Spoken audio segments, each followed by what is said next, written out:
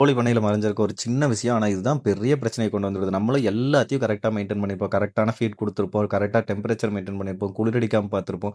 எல்லாத்தையும் கரெக்ட்டா மெயின்டெயின் பண்ணிட்டு கூட திடீர்னு வந்துட்டு ஒரு மாதிரி சளி புடிச்ச மாரி சிக்ஸ்க்கு ஆகும். அதுக்கப்புறம் நம்ம வந்துட்டு சளிக்கான மெடிசின் குடுப்போம். அப்பவும் சரியாகாது. ஒரு மாரி ஸ்ட்ரென்த்தே இல்லாத மாரி சிக்ஸோட இறகெல்லாம் தொங்கி போய் அப்படியே செத்துரும். அப்படியே ஒன் பை ஒன்னா செத்துக்கிட்டே இருக்கும். நம்மளும் என்னென்னமோ மெடிசின் ட்ரை பண்ணுவோம். என்ன பண்ணாலும் சரி பண்ண முடியாது. அது வேற எதுனாலும் இல்ல.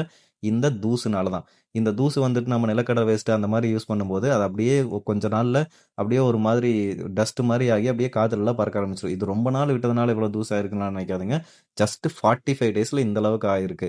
இத வந்துட்டு நம்ம மேக்ஸிமம் நோட் பண்ணவே மாட்டோம். நம்ம அந்த சிம்ப்டம்ஸ் பார்த்தோனே, ஓ! சளி புடிச்சிருச்சு அப்படின்னு சொல்லிட்டு நம்மளும் போய் மருந்து கேட்போம். அவங்களும் குடுப்பாங்க, கொண்டு வந்து குடுப்போம். ஆனா சரியாகாது. ஏன்னா, பாக்டீரியல் இன்ஃபெக்ஷன் ஏதாவது ஆயிருந்துச்சுனா தான் நம்ம ஆன்டிபயோட்டிக் குடுத்தோம்னா சரியாகும். இந்த தூசு போய் லங்ஸ்க்கு ஏறி அந்த லங்ஸ்ல செட்டில் ஆயிடுச்சு அப்படின்னா, அதுக்கும் பாக்டீரியல் இன்ஃபெக்ஷனுக்கும் எந்த சம்மந்தமுமே இல்ல. அதை எப்படி ஆன்டிபயோட்டிக்ஸ சரி பண்ணும்? நம்மளும் வந்துட்டு, ஓ! சளி புடிச்சு தான் நம்ம சிக்ஸ் எல்லாம் இறந்துருச்சு அப்படின்னு இத வந்து நம்ம நோட் பண்ணாமயே விட்டுருவோம். இந்த டஸ்ட் வந்துட்டு சிக்ஸோட லங்ஸ்க்குள்ள போயிட்டு அப்படியே செட்டில் ஆகுறப்ப என்ன பண்ணும்னா, கண்டிப்பா சளி புடிச்ச சிம்ப்டம்ஸா காட்டும். நம்ம உடனே என்ன பண்ணுவோம்? ஆன்டிபயோட்டிக்ஸ் குடுப்போம். ஆன்டிபயோட்டிக் உள்ள போய் என்ன பண்ணும்னா, அந்த சிக்ஸோட கட் பாக்டீரியாவ வீக் பண்ணும். அது வந்துட்டு இன்னும் நம்ம சிக்ஸ வீக் பண்ணி விட்ட மாரி. அப்ப வந்துட்டு சுத்தமா அப்படியே ஸ்ட்ரென்த்தே இல்லாத மாரி உடம்பெல்லாம் உருகி போய் அப்படியே சாகும். இப்ப இனிமே வந்துட்டு உங்க சிக்ஸ் வந்து கோல்டு சிம்ப்டம்ஸ் காட்டுச்சுன்னா, இத உங்க பண்ணையில செக் பண்ணுங்க. நீங்க மத்தவங்ககிட்ட போய் சிம்ப்டம்ஸ் சொன்னீங்கன்னா, அவங்க கோல்டுன்னு நெனச்சு தான் மெடிசின் சொல்லுவாங்க.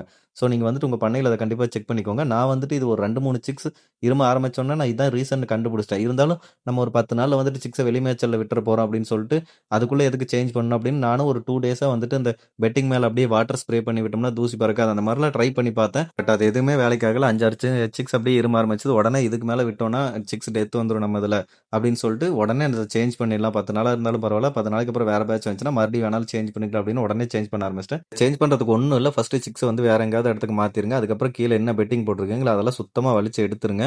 அந்த தூசு வந்துட்டு எல்லா சைடுல, வால்ல எல்லா பக்கம் ஃபார்ம் ஆயிருக்கும். அதெல்லாம் வந்து அடிச்சு விட்டுருங்க.